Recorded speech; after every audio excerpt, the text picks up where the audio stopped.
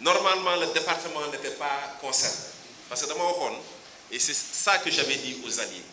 C'est ça que j'avais dit également aux responsables de Benno Bokk Yaakaar, de l'APR. Dama leen waxoon nañ daje même ñu mënul ñëw sax su yàggee dinañ ñu topp dinañ jéem a dab-dabal dinañ ñëw ci train bi mais ñun waa commune de Diourbel dañu daje et dans un second temps nous allons rencontrer d'ici demain les responsables du département mais xëy na cofeel bu ñu am ci ñun moom moo waral seen présence moo tax doublement je vous remercie. xam naa ne su ma continuer duñ fi jóg mais gis naa ñëpp te mënoon naa lim ñëpp mais da ngeen di ma baal rek ñu dugg dans le vif du sujet. Bien entendu, en rentrant dans le vif du sujet, je vais devoir saluer mon plus que frère, le vaillant, celui que j'appelle le gardien du temple. Il a raison, à lui tout seul, il représente l'APR, moom Thierno Diop, qui est très connu à Diourbel. Thierno dafa am loo xamante ne dafa war a leer mooy amul lenn loo xamante ne dañ koy def politiquement dans le cadre du Benno Bokk Yaakaar sans mettre en avant et d'abord les alliés du Benno Bokk Yaakaar mooy ñi nga xamante ne keroog président de la République Macky Sall ba muy yëkkati ñoom ñoo nekkoon ci gannaaw président di aw mooy ñoom ñii toog ci salle bi toog ci table muy le doyen Joseph qui représente la RTAS Joseph Gueye, les membres du PIT. Tout à l'heure, le doyen Barry était là, et le doyen Badiane également. Mais notre cher ami Badiane, qui représente AGI, mais Oser l'avenir, RP, le Parti Socialiste, et tous les mouvements de soutien. C'est-à-dire que dans le cadre de cette campagne-là, tous les moyens matériels, les moyens financiers, nous allons les partager équitablement entre partis politiques d'une même coalition avec la même dignité. Parce que l'on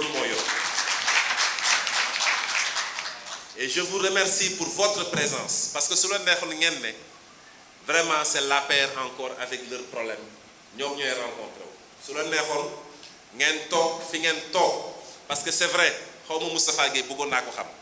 Li ñuy wax ci moom si lu baax bari na lool moom Moustapha Gueye xam naa foog ngeen présenté moom su la neexoon ngeen ne Moustapha Gueye waa Diourbel wala yeneen parti politique yi rek moom lay defal mais vous n'avez pas fait ça et vous n'avez jamais rien demandé ni au ministre ni au DG ni à ceux qui distribuent les formations ou les emplois.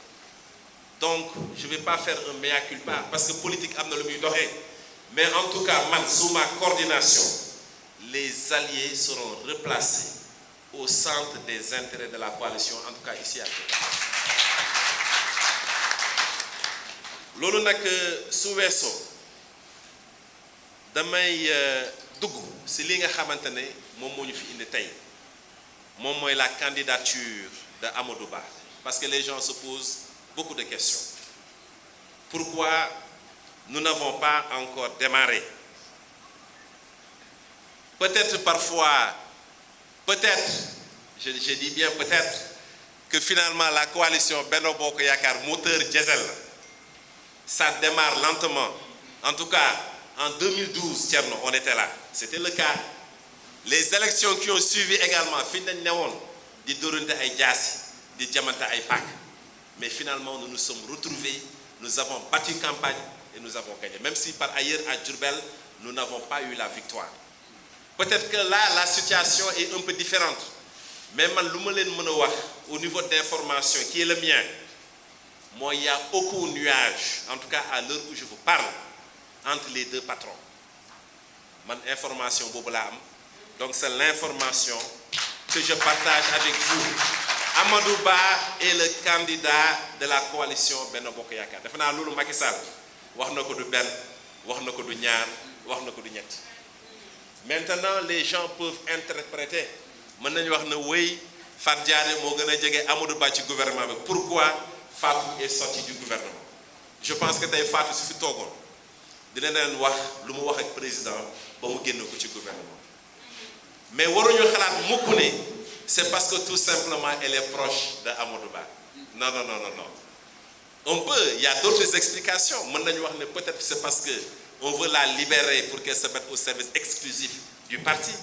wala ñu xalaatee neneen, comme on dit de deux interprétations, choisissons la plus généreuse.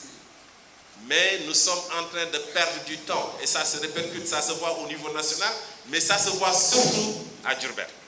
Moi, genre élection du am diw du suñu candidat wala diw dëgërul man lu ma leen mën a wax mes doyens, les alliés, les responsables de Benno Bokk Yaakaar et les militants, et vous le savez très bien, vous le savez aussi bien que moi, Amadou Ba est le candidat de la coalition Benno Bokk Yaakaar. maa ngi nuyu mon ami Cheikh Fall et Thiala maa ngi leen di ziare bu baax, Cheikh Fall de la cité ouvrière. Amadou Ba nous avait promis une rencontre te ba léegi il est dans cette optique. C'est vrai que am na loo xamante ne loolu sama faute la parce que ba ma ko njëkkee gis ce que je lui avais demandé, ce que je lui avais dit mooy Diourbel d'accord nañ pour jàppale la, mais nit mënul jàppale ku mu xamul.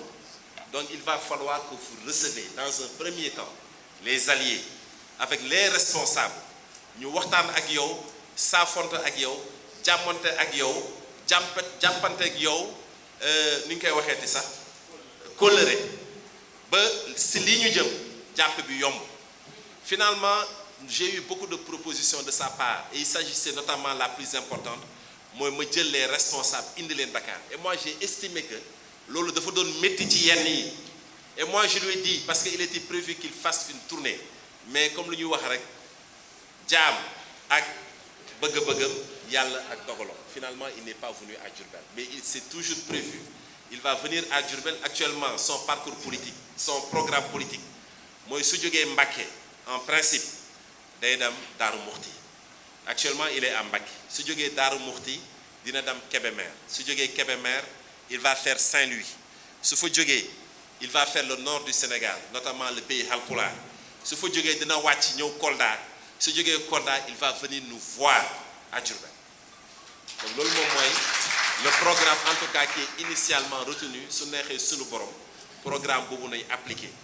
Donc il faut pas que quand même muy créer su ñun ay tension. Non, Amadou Ba dina ñëw Diourbel, on va le recevoir inchallah à Diourbel te su ñëwee njëkk lu muy def mooy mu tëjoo kilifa yi nga xamante ne ñoom ñoo nekk ci salle bi, les alliés d'abord, les responsables et puis les militants. Par rapport, j'ai eu beaucoup de questions sur les moyens de campagne. Les moyens de campagne, loolu tamit am na benn bruit boo xamante ne day courir depuis un moment que moyens de campagne yi ce n'est pas disponible, sinon c'est bloqué. Thierno, mën naa interpeller même les alliés. Les élections qui sont passées, nous n'avons pas eu nos moyens de campagne au premier jour de la campagne. C'est vrai que campagne bi dañoo rétrécir délai mais Macky Sall mën na politique de nee nañ bokk nañ ci ñëw dàq politique Sénégal. Mais l'information que je donne mooy les moyens de campagne sont disponibles. Les moyens de campagne muy oto yi muy t-shirt yi muy visuel yi muy matériel yi nga xamante ne dinañ ko soxla par rapport ci élection yi ñu jëm muy les moyens financiers. Donc là également par rapport à cette question, quelqu'un a posé cette question-là, mais je suis en mesure de vous dire que les moyens de campagne sont disponibles, les moyens de campagne de Amadou Ba, mais également les moyens de campagne qui proviennent effectivement du président Macky Sall. Tey nag, ce sont des questions auxquelles j'ai répondu parce que c'était des interpellations de certains qui ont pris la parole. Mais bëggoon naa nag avant ñuy lever séance bi parce que là c'était vraiment pour marquer le démarrage de la campagne électorale dans la commune de Diourbel. Tout à l'heure nous avons parlé des moyens, ay moyens dina am. Maintenant il faut qu'on définisse parce que nous avons 10 jours de campagne. Donc tey nous sommes en fin de journée, mën nañu wax ne 9 jours de campagne moom moo ci des. Il faut qu'on réfléchisse sur la stratégie.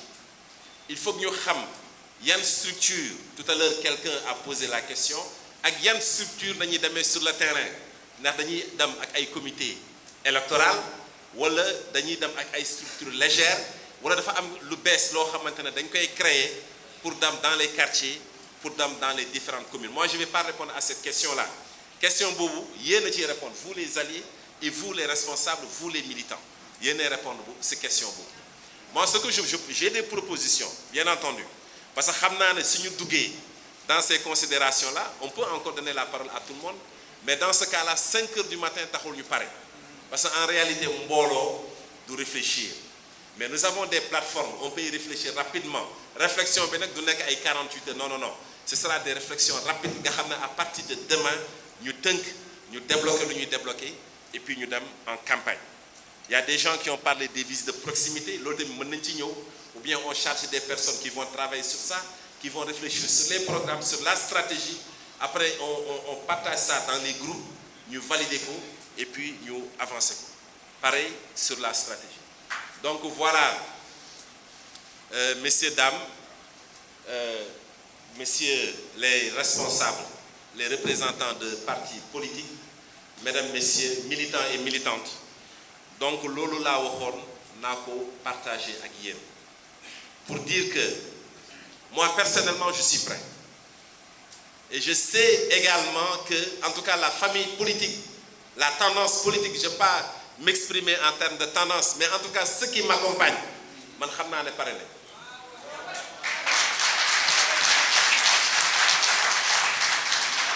Mais c'est extrémité parce que j'ai dit que les moyens de campagne sont disponibles. Mes moyens sont disponibles.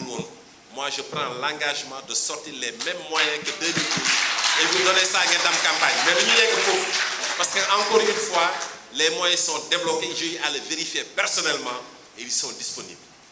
Donc, il faut qu'on soit prêt. Il faut maintenant qu'on arrête une stratégie définitive, qu'on réfléchisse sur l'attelage, l'organisation avec laquelle on ira sur le terrain politique pour convaincre effectivement nos concitoyens de Diourbel. Donc maintenant Daniel sama cadre de je ne sais pas maintenant comment on va procéder, si je vous redonne la parole ou bien on continue dans les groupes WhatsApp ou bien on délègue des gens pour réfléchir aussi bien sur les méthodes, disons la stratégie, on met tout dans la stratégie qui sera retenue par rapport à toutes ces questions-là.